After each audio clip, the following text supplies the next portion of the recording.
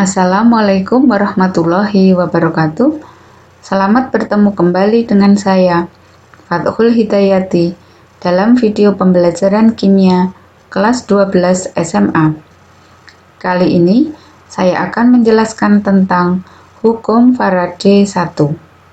Hukum Faraday 1 berbunyi, massa zat yang terjadi selama proses elektrolisis berbanding lurus dengan jumlah muatan listrik yang melalui sel elektrolisis. Sehingga pernyataan ini dapat dituliskan dalam rumus matematika, yaitu W sama dengan E kali F. Untuk F, ini harganya sama dengan Q per 96.500, maka rumus W sama dengan E kali F dapat juga dituliskan menjadi W sama dengan E kali Q per 96.500. Sedangkan untuk Q juga sama dengan I kali T per 96.500. Maka rumus W sama dengan E kali Q per 96.500 dapat juga dituliskan menjadi W sama dengan E kali I kali T per 96.500. Dengan keterangan bahwa W adalah massa zat hasil elektrolisis yang dinyatakan dalam satuan gram.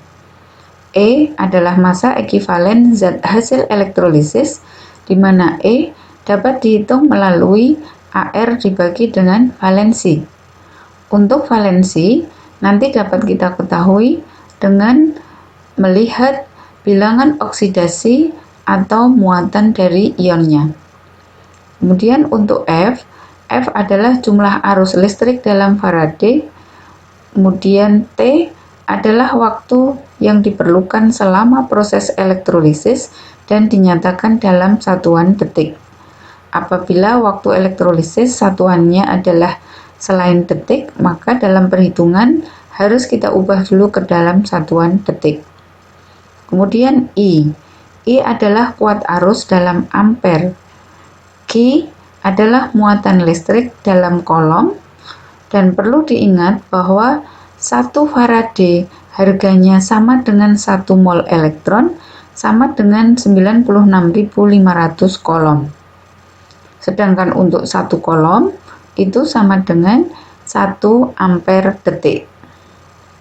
Baiklah, mari kita lihat contoh soal berikut ini. Jika larutan CuSO4 dielektrolisis dengan arus listrik 1930 kolom, hitunglah berat endapan tembaga yang terbentuk di katoda jika ArCu adalah 63,5. Mari kita identifikasi data-data yang diberikan di soal ini. Yang dielektrolisis adalah larutan CuSO4. Arus listriknya adalah 1930 kolom, berarti ini sebagai Q. ArCu sudah ada, berarti ini adalah AR-nya. Kemudian yang ditanyakan tadi adalah berat endapan tembaga.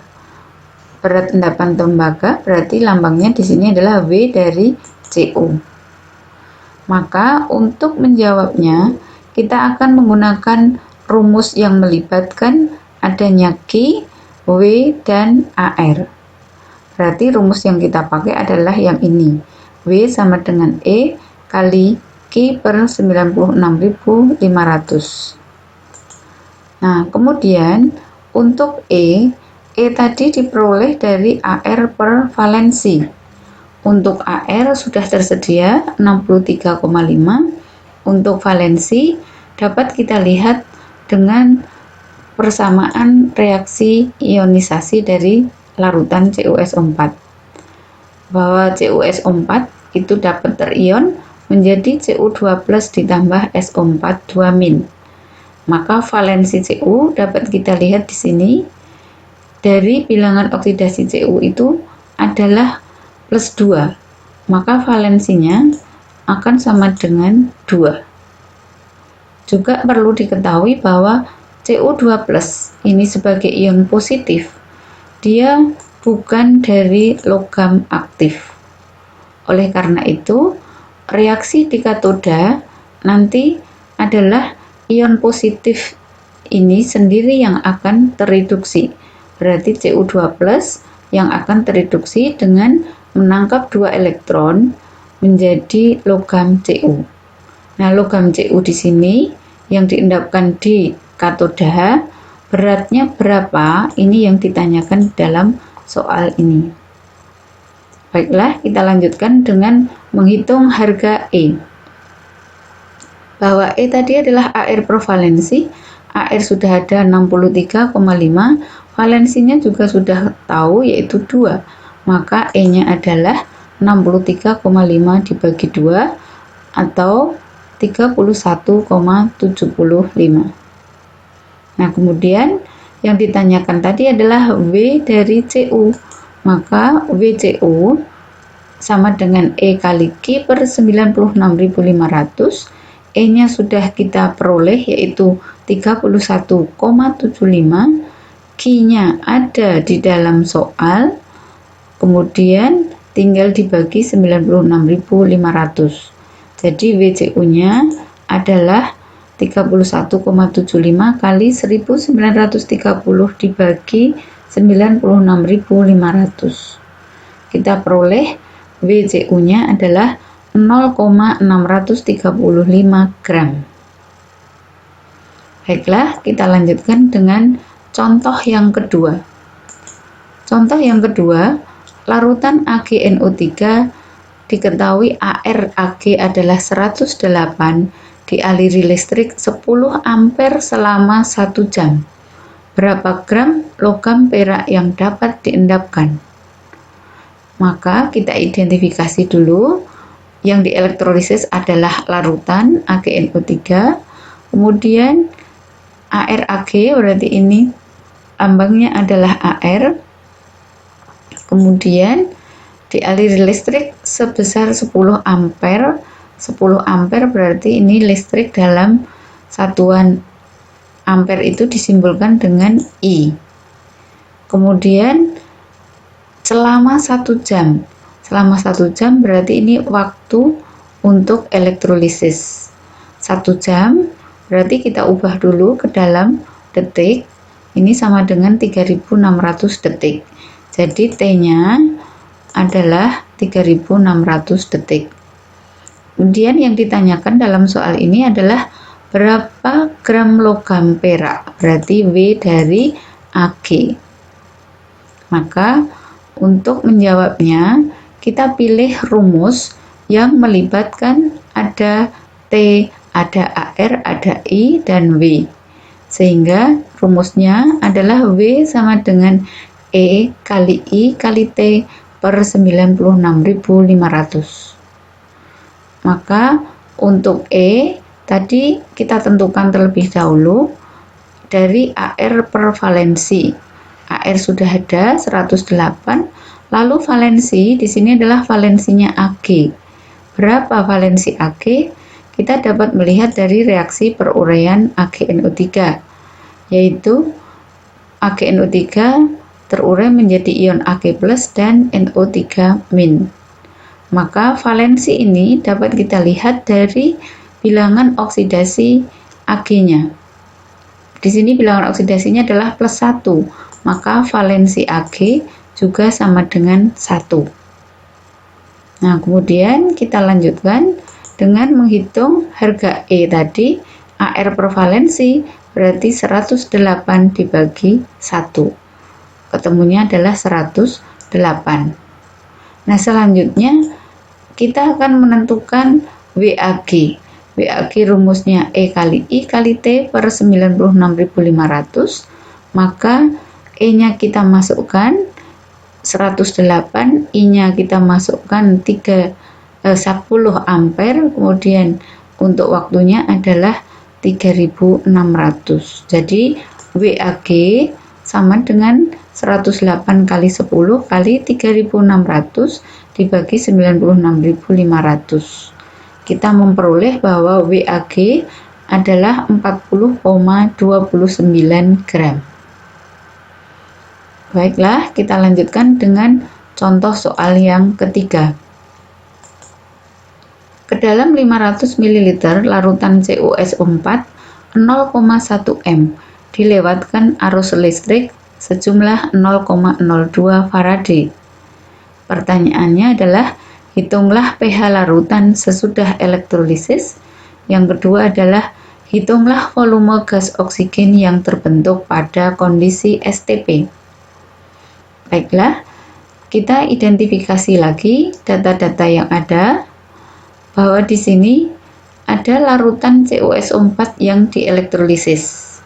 Nah, larutan ini volumenya adalah 500 ml. Nah, 500 ml ini setara atau senilai dengan setengah liter.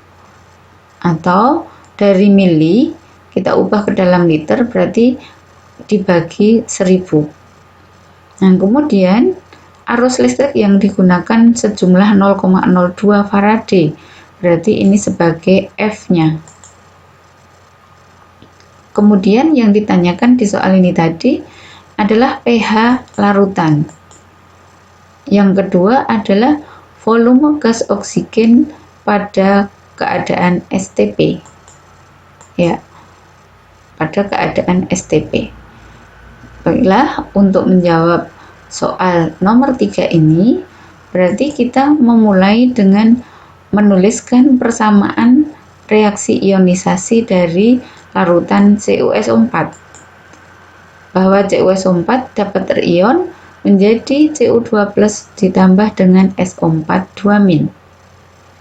Maka untuk ion positif Cu2+ ini kita lihat asalnya, bahwa asalnya dia bukan dari logam aktif.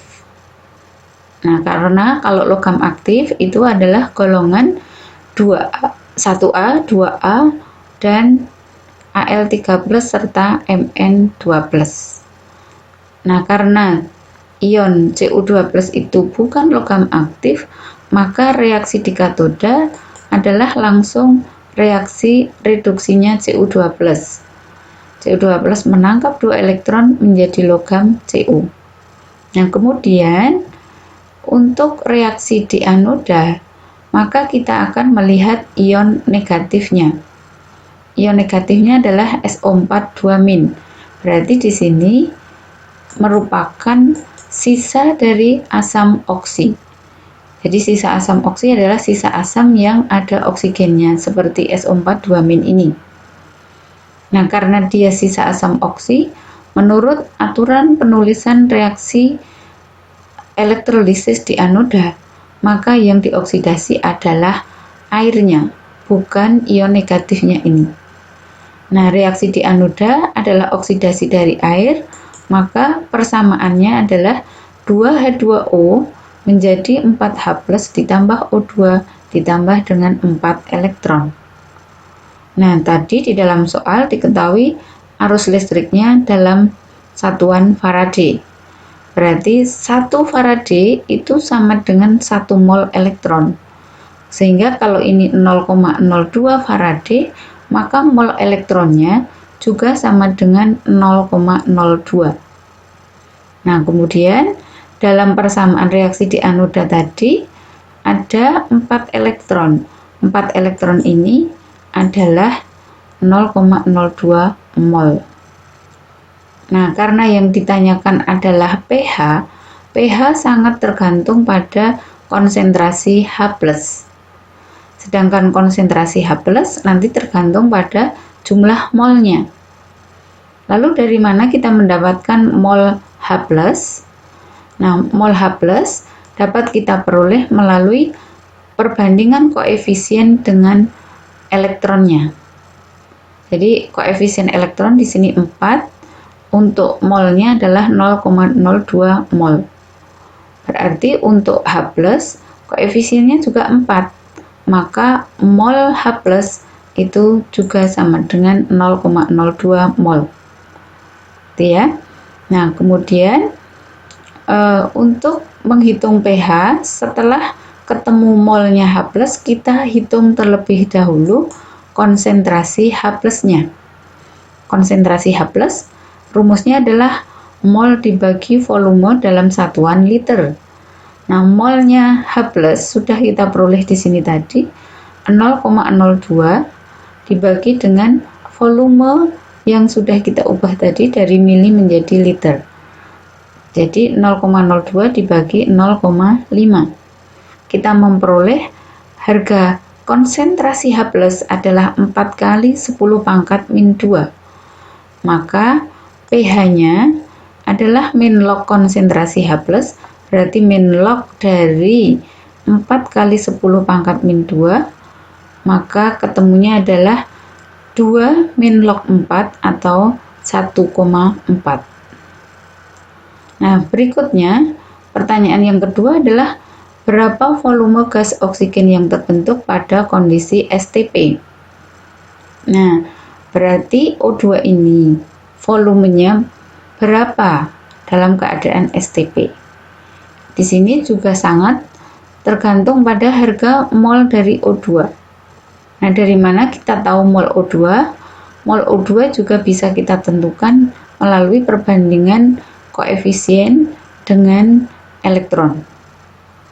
Jadi di sini koefisiennya O2 adalah 1, koefisiennya elektron adalah 4. Maka jumlah molnya O2 adalah 1/4 dari molnya elektron. Berarti 1/4 kali 0,02 mol. Nah, kemudian volume O2 dalam keadaan STP ini sama dengan mol kali 22,4. Ya, maka molnya adalah 1/4 kali 0,02 dikalikan 22,4. Hasilnya adalah 0,112 liter. Baiklah, ini tadi adalah penjelasan saya tentang hukum Faraday 1. Semoga dapat bermanfaat dan meningkatkan kepahaman kalian semuanya. Dan jangan lupa untuk selalu klik tombol subscribe, like, share, dan komen agar nanti kalian dapat mengikuti video pembelajaran kimia berikutnya. Baiklah, untuk kali ini saya akhiri sekian. Terima kasih. Wassalamualaikum warahmatullahi wabarakatuh.